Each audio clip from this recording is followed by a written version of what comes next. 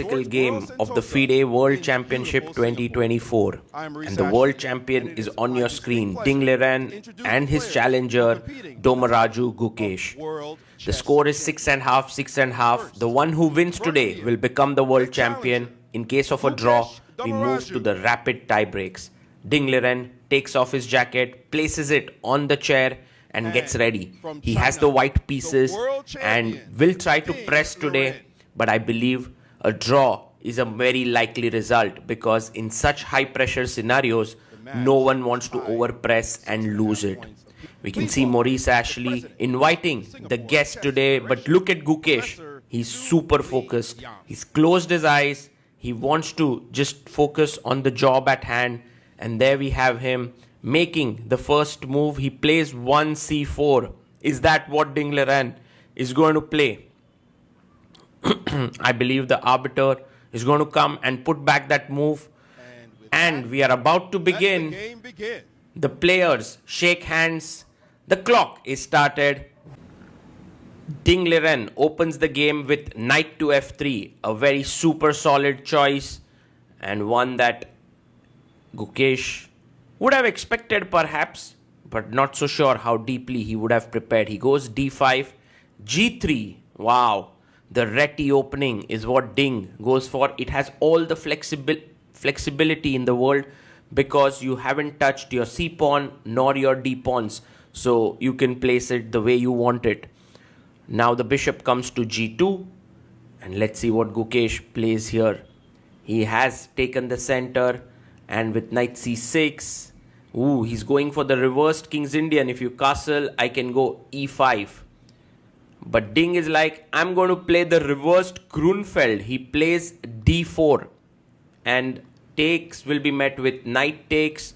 So Gukesh tries to be very solid. He goes e6. And it makes sense. This move, e6. White castles here. And black takes. The reason why this move is good is because black is already a tempo down when you consider it as the Grunfeld defense with reversed colors. So rather than being over ambitious here, Gukesh is trying to be solid with this structure, but Ding is going to strike at some point with c4, knight g e7 played. The idea is to take, queen takes, and the knight comes to c6. That's the plan. He goes pawn to c4. The pawn is pushed forward. And now Gukesh takes. Knight takes d4. Queen takes on d4. And the knight jumps in to c6. Gukesh swivels his knight there. Knight is attacking the queen. The queen has to move. But where exactly? It can go to f4, e3, d2, d1. He goes to d1, and now Gukesh must push his pawn forward. And he does it. Pawn to d4. This is a very strong pawn. But if you look at the development, black is lagging behind. His king is in the center. The bishop is not yet developed. The rook is here. He plays bishop to c5.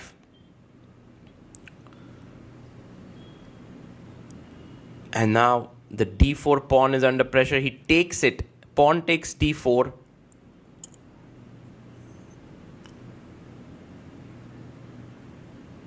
And he takes back with the bishop. The bishop is nicely centralized here and looking very strong, putting pressure in both directions.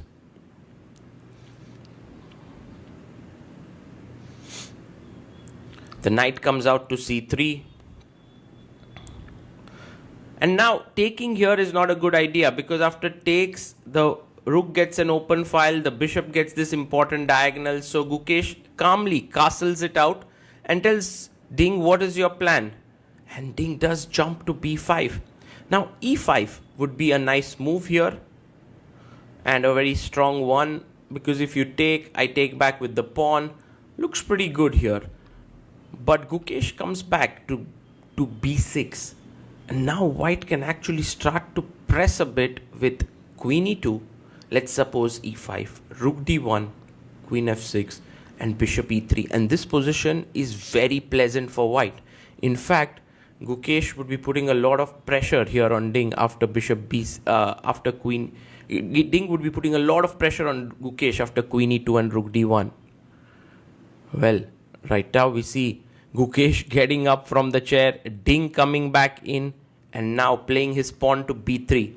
Maybe not the most accurate. Well, he wants to maybe get his bishop out to a3.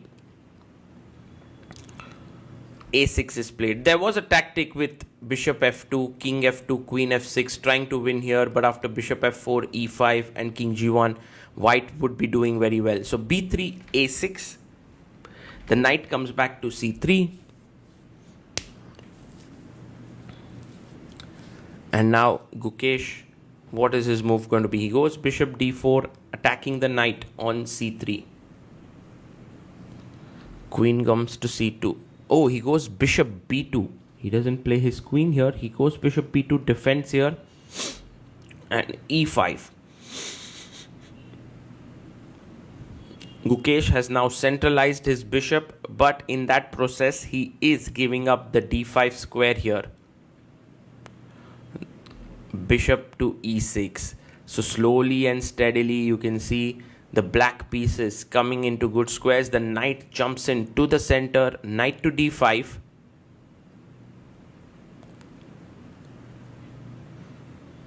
And now this is hanging. But he goes b5. What a move this is by Gukesh. b5 is an amazing move. So you could have played even a little bit calmly. You could have taken here. Maybe tried to bring your knight in, although f4 is quite irritating there. But b5 just destabilizes the knight on d5. He takes the pawn, which is not particularly a great idea. But I think Ding has found a way to equalize the position. His idea now after ab5 is to move the knight away, attack the knight here. Yes, knight to f4, nice move played. And now c6 is hanging, knight takes e6, is threatened. Well, he plays e takes f4.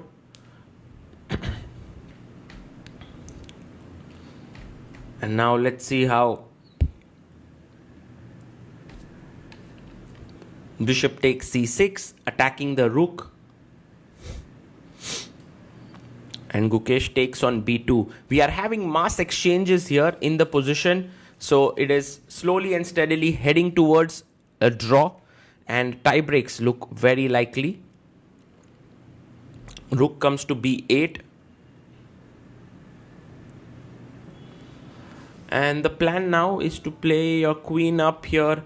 There's one small thing which I feel that black has in this position, which is that after, let's say, take, black is going to push the pawn to b4 and clamp two of the white pawns. Bishop f3, he moves back. Maybe bishop d5 was much more prudent, trying to trade more pieces.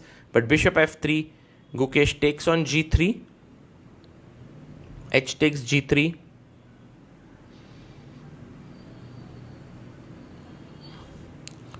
And now pawn to b4. So there's a slight pressure here. Nothing much, nothing serious, but one pawn sort of clamps the two pawns and Ding immediately wants to unravel. He's like, I don't want to keep waiting with you, Gukesh, trying to put pressure. B takes a3. And now after rook takes a3, which is played. Well, if you take bishop takes b3, then you're going to lose a piece after rook b1. That's the problem. So g6 is played here.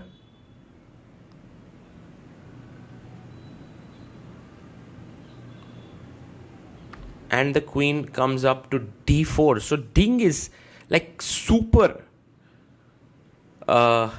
keen to even trade off the queens, even if it means giving up a pawn.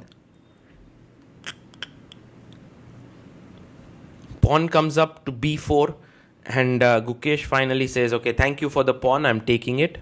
Takes.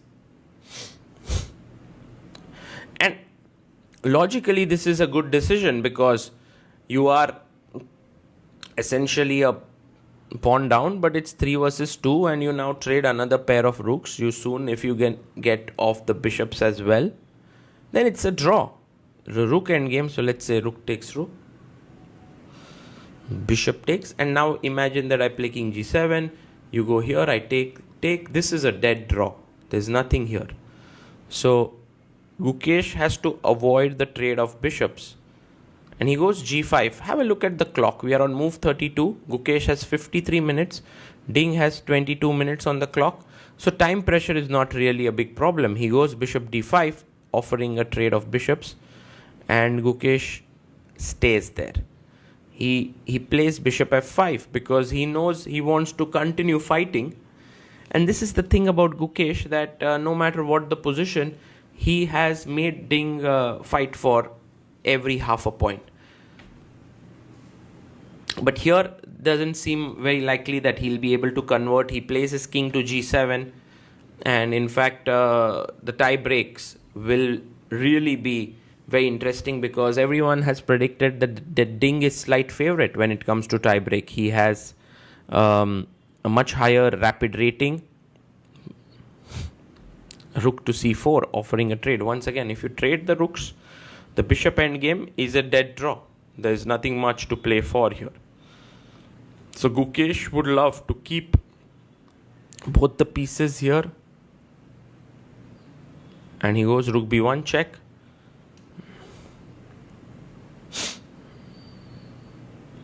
And let's see what Ding liren continues with. King goes to g2. And now he's trying to go bishop e4. Once again to trade off the bishops.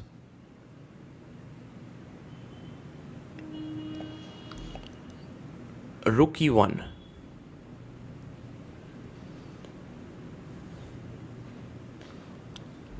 And the rook goes to b4.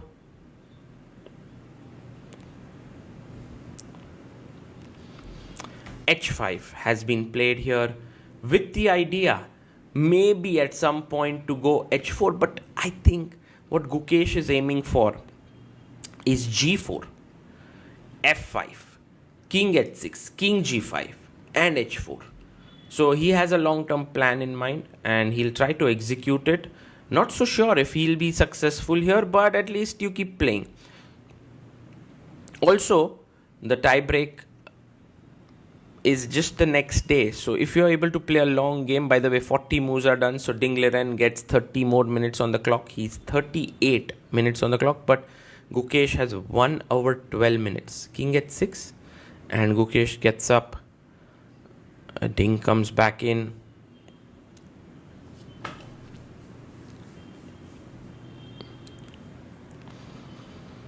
And he comes and puts his king back on g1.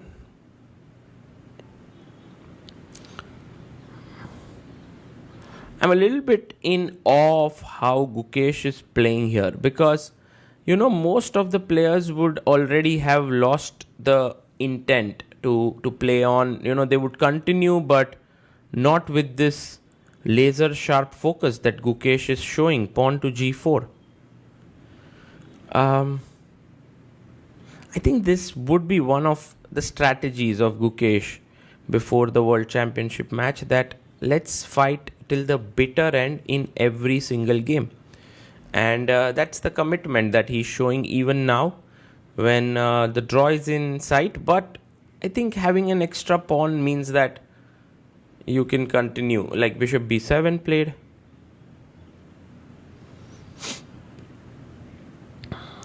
And now the king comes up to g5.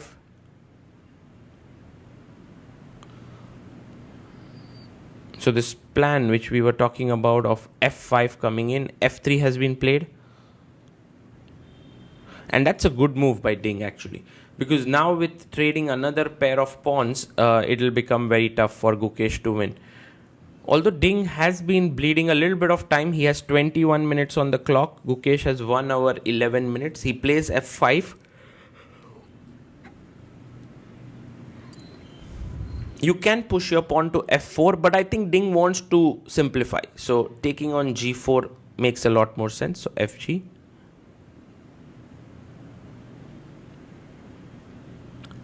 He takes back at g4.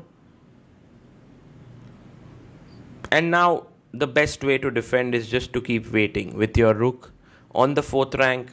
So f4 is very difficult to achieve. The bishop can keep moving back and forth on this diagonal. Bishop f7 played. The king comes up to f2.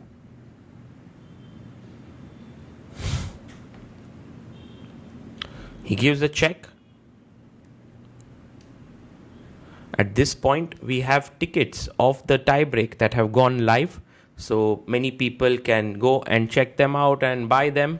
And I think in 7 minutes, we have sold almost all the tickets, because the tie breaks, very likely king goes back to f6.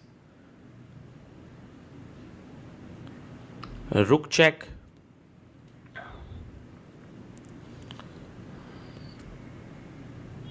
And whether gukesh, he goes g5 back. And I think Ding will come back to b4. Yes, he's not going to allow pawn to push. He's at 16 minutes on the clock. Gukesh keeping an hour, more than an hour on the clock. Bishop e6 played. Rook a4.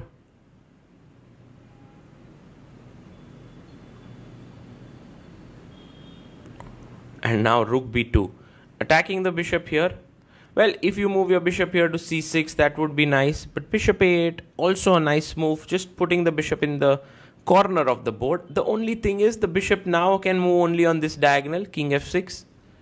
Not that it matters much. Rook f4 played by Ding. Another good move. And let's see what Gukesh plays here. He goes king e5. Ding takes a sip of water. 9 minutes on the clock for the remaining game. Gukesh has 1 hour 7 minutes. He plays rook f2. And it's a huge blunder. It's a huge blunder. Let's look at Gukesh's expressions here. Look at him. He zones in. He can't believe. He can't believe what has happened here.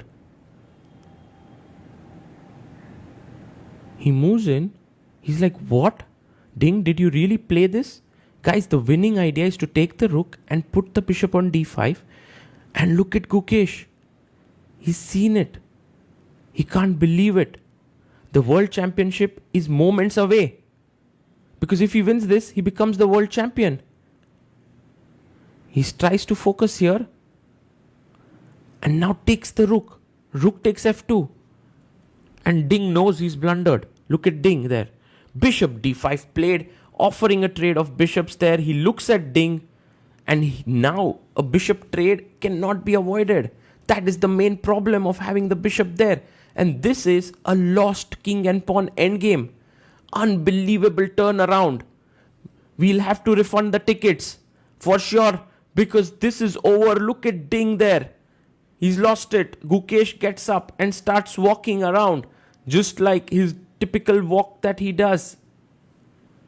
King comes up to e3. But this is over. King will come to e5. And he will push back the white king here. For example, if king f2, king d4, king e2, king here, king here, king here. And when you push him back, you're simply going to win this pawn. And there you have it. Ding Liren has lost. Gukesh can't believe what has just happened here. This is the ultimate moment of the World Championship. Ding Liren is going to throw in the towel here. He pauses the clock. He resigns the game. Gukesh is the world champion. Look at Ding congratulating him. Look at Gukesh. He's smiling. He can't believe he's become the world champion here. It's absolutely stunning moment in the history of chess, because not only has Gukesh become the world champion, Ding moves out, but Gukesh has become the youngest world champion ever at the age of 18 years only. And he looks up at God. Thanks, the Almighty. The arbiter wants to shake hands with Gukesh, but Gukesh is in his own world. He's laughing, he's crying, he has all emotions flowing out. He's so happy, but he also remembers all the hard work put in, all the nervous tension and energy that he went through. And you never see Gukesh with so many emotions. He is generally so stoic. Look at that smile on his face. The crying there. Wow, this might well be one of the most beautiful celebrations after becoming the world champion as he puts back his opponent's pieces. This is what he learned as a little kid to set up the chessboard, but this time it's just so much more special. Arkady Dvorkovich, the FIDE president, comes and shakes hands with him. And Gukesh now starts to set up his pieces there as all the journalists join in to take a shot of him. And there we have Maria Emelianova shooting him, taking a nice little shot there. And Gukesh placing the pieces, everyone congratulating him. And that final act, just kind of pays his respect to the chessboard, which has given him so much, and puts back his player card. Maybe one of the most amazing moments in chess history, and raises his hands in victory.